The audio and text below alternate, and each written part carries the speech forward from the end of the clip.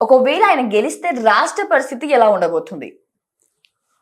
అమ్మ చంద్రబాబు నాయుడు గారికి గెలిస్తే ఎలా ఉండబోతుంది అంటే, గెలిస్తే ఏమిటో ఆయన పాలనలో చూపించినారు.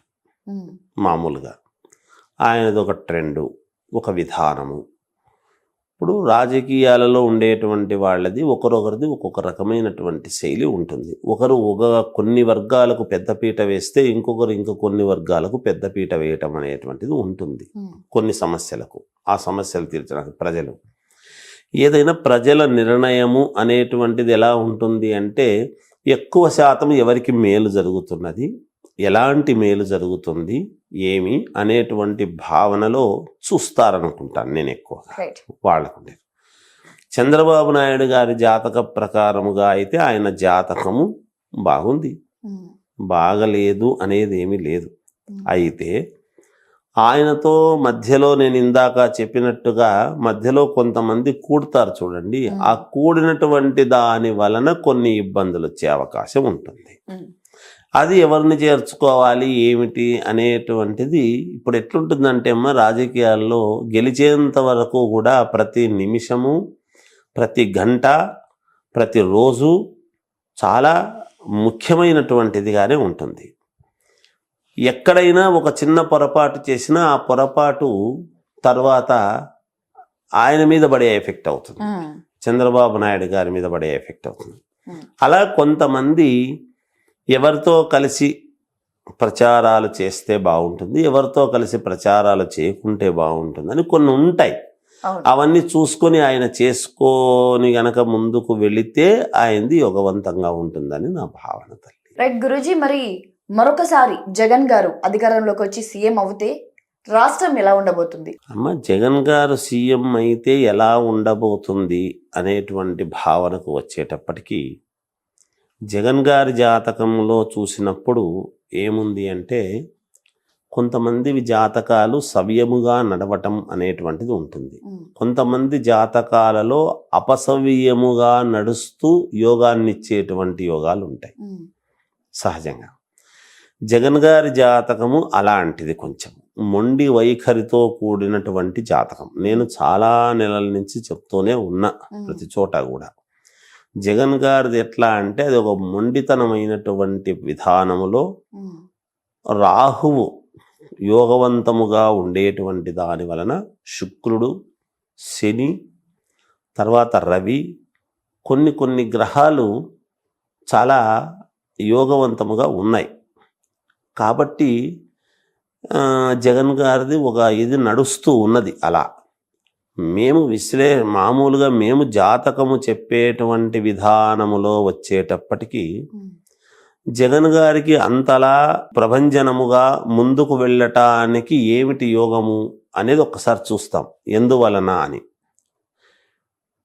అలా చూసుకున్నప్పుడు జగన్ గారి జాతక ప్రభావము అనేటువంటిది శుక్రుడి యొక్క ఇది, మిగతా గ్రహాల యొక్క అనుకూలత, ఇవన్నీ ఉండేటువంటి దాని వలన ఒక ప్రభంజనములాగా ముందుకు దూసుకు వెళ్ళేటువంటి విధానములో ఉన్నది.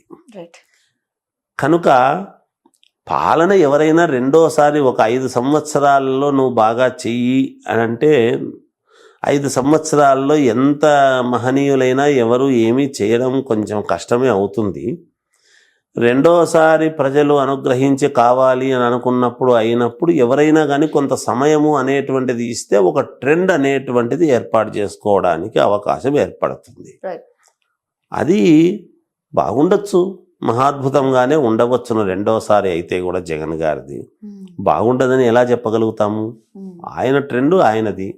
ఇప్పుడు విద్యా విషయంలో కావచ్చు, ఈ మన పేద పిల్లలు కూడా ఇంగ్లీష్ నేర్చుకోవాలి అనేటువంటి ఇది ఉండొచ్చును. అలాగే పథకాలు కావచ్చును. ఇలాంటివి ఏవో ఆయనకు ఉండేటువంటి విధానం ఆయనది. నేను చెప్పాను కదా, ఒకరొకరి ట్రెండ్ ఒకరొక రకంగా ఉంటుంది. ఒకరు కొన్నిటికి పెద్దపీట వేస్తే ఒకరు ఇంకో దానికి పెద్దపీట వేస్తారు.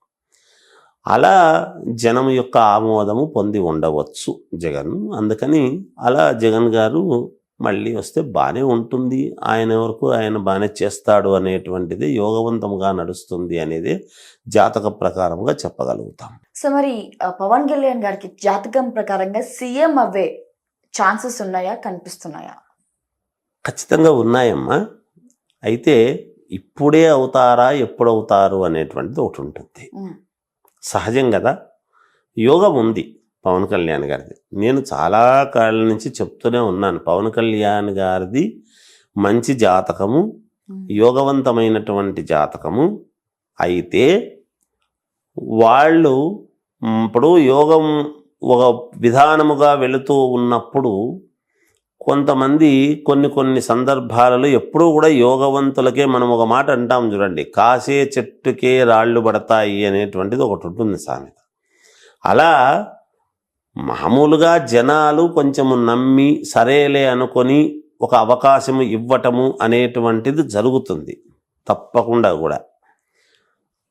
గ్యారంటీగా ఆయనకు మంచి యోగం ఉన్నది భవిష్యత్తులో. ఇప్పటికిప్పుడే వెంటనే అయిపోతారు అంతా అనడానికి లేదు. కానీ నేను ఉన్నది ఉన్నట్టు చెప్తాను, నాకేమి ఎవ్వరి యందు ద్వేషము కానీ ఎవరి యందు ఇది ఉండదు, అందరి యందు ప్రేమే ఉంటుంది. మాకేముంటుందమ్మా?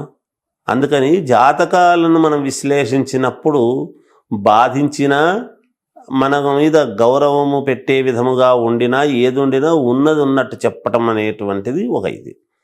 ఇప్పుడైతే ఖచ్చితముగా ఆయన 4 మెట్లు ఎక్కి ఒక ఉన్నతమైనటువంటి స్థితికి మొదట రావటము, తర్వాత భవిష్యత్తులో సీఎం అయ్యేటువంటి అవకాశాలు చాలా మెండుగా ఉన్నాయి, భవిష్యత్తులో ఉన్నాయి ఆయనకు.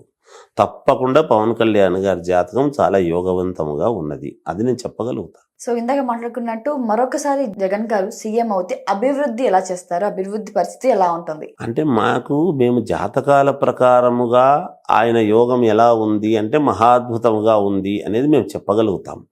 అభివృద్ధి అనేటువంటిది ఆయన మనసులో ఆయనకున్న గ్రహస్థితులు బాగా అనుకూలముగా ఉన్నాయి, బాగానే చేయొచ్చు, చేసే అవకాశాలు. ఎవరికైనా కూడా కొంత సమయము అనేటువంటిది ఇచ్చినప్పుడు ఆ సమయానికి తగ్గట్టుగా ఏ సమయానికి ఏం చెయ్యాలి ఏమి అని ఒక ప్రాతిపదికన ఎవరైనా ముందుకు వెళతారు. ఇప్పుడు ప్రపంచంలో అందరూ మెచ్చేవాళ్ళు ఎవరు ఉండరు కదమ్మా. అందువలన కొంత సమయము, ఇప్పుడు ఏమి ప్రజల నుంచి వచ్చేటువంటి మాట మేము కూడా వినికిడి ఏమిటి అంటే మధ్యలో జగన్ గారికి కరోనా అనేటువంటిది ఒకటి వచ్చి ఇబ్బంది అనేటువంటిది ఒకటి ఉన్నింది. అది అందరూ ఒప్పుకోవాల్సినటువంటి విషయం. ఎవరికి ఇష్టం ఉన్నా లేకపోయినా కరోనా అనేటువంటిది ఒక 2 సంవత్సరాల పాటు బాగా కుదిపేసింది. మిగిలిన సంవత్సరాలు మాత్రమే కదా ఆయన చేశారు అనేటువంటి ధోరణి ప్రజల నుంచి వస్తూ ఉండేటువంటి మాట. అది అలా పక్కకు పెడితే ఆయనకున్న జాతక ప్రకారము, జాతకములో ఉండేటి గ్రహస్థితుల యొక్క దృష్ట్యా ఏదైనా ఎవరైనా ఎవరు వచ్చినా బాగా చేయాలనేటువంటి కోరికతోనే వస్తారు. అదే ప్రామాణికతతోనే జగన్ గారు ఒకవేళ మళ్ళీ వచ్చారు అంటే మాత్రం తప్పకుండా ఇంకా మంచి అభివృద్ధి చేస్తారు అని అనుకోవాలి. ఆయనకుండే గ్రహస్థితుల ప్రకారముగా అయితే అలాగే ఉంటుందని నేను కూడా భావిస్తాను. మంచి చేస్తారనే, మంచి జరుగుతుంది అనే అనుకోవాలి. ఈసారి జగన్ గారు అధికారంలోకి వస్తే ఎన్ని సీట్లు అత్యధికంగా మెజారిటీతో రావచ్చు? అమ్మ, సీట్లు అనేటువంటివి ఇప్పుడు మేము చెప్పడము కంటే మామూలుగా అధికారము కావాల్సినన్ని అయితే వస్తాయేమో అనేటువంటిది అయితే ఉన్నది. ఆయన ఈజీగా అధికారాన్ని చేజిక్కించుకోవటానికి కావాల్సినటువంటి సీట్లు అయితే రావచ్చును. ఇన్ని సీట్లు వస్తాయి, ఇన్ని ఇదితోనే ఇదవుతాడు అన్నవుతాడు అనేటువంటిది మేము జాతకములు చెప్పేటువంటి వాళ్ళము, విశ్లేషకులము కాదు కదా తల్లి. మేము అనాలిసిస్ చేసి అది చేస్తారు, వీళ్ళు గెలుస్తారు, వాళ్ళు గెలుస్తారు అంటే వాళ్ళ వ్యక్తిగతమైనటువంటి జాతకాలు ఒకరొకరిది పెట్టినప్పుడు మేము చెప్తాం వీళ్ళు గెలుస్తారు, ఇక వీళ్ళకి కొంచెం ఇబ్బంది ఉంటుంది, ఇక్కడ పోటాపోటీగా ఉంటుంది, ఇక్కడ వీళ్ళకి ఇలా ఉంటుంది అని ఆ జాతకములో ఉండేటువంటి గ్రహస్థితులు చూసి చెప్తాం. ఇప్పుడు ఒకే చోట డేట్ ఆఫ్ బర్త్ లేకుండా ఒకే పేరు గల వాళ్ళు అటువైపు ఇటువైపు నిలబడ్డారనుకోండి. మీకు ఒక ఉదాహరణ చెప్తున్నా. ఒకే పేరు గలవాళ్ళు, ఇటువైపు రామారావు అనే వ్యక్తి, అటువైపు రామారావు అనే వ్యక్తి నిలబడ్డాడు అనుకోండి.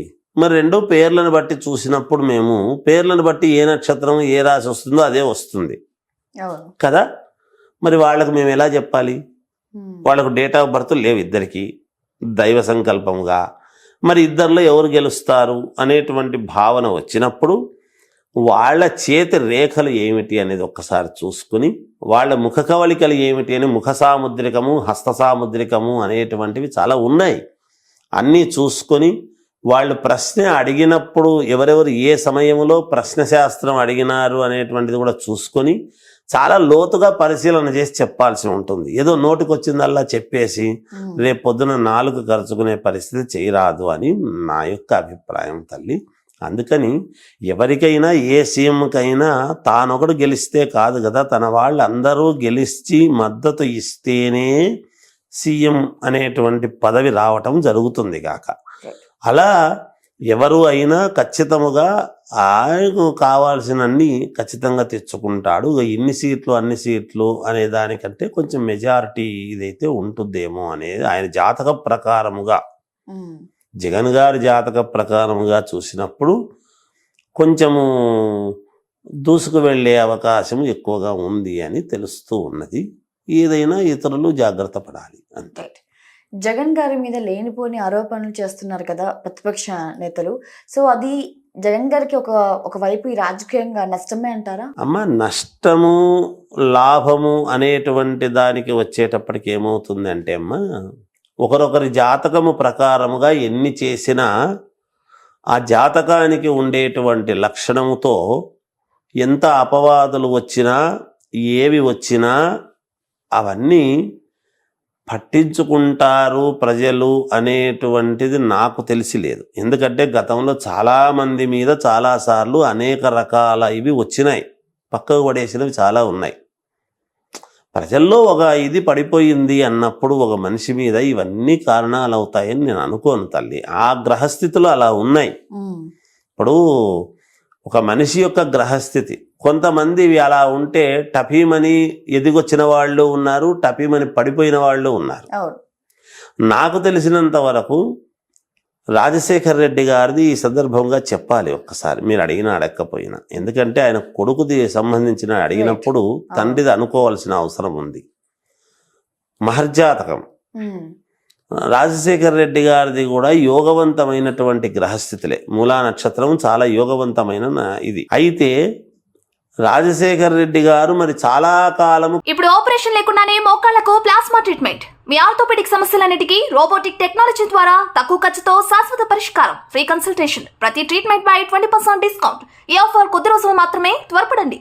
V9 hospitals 9281465842.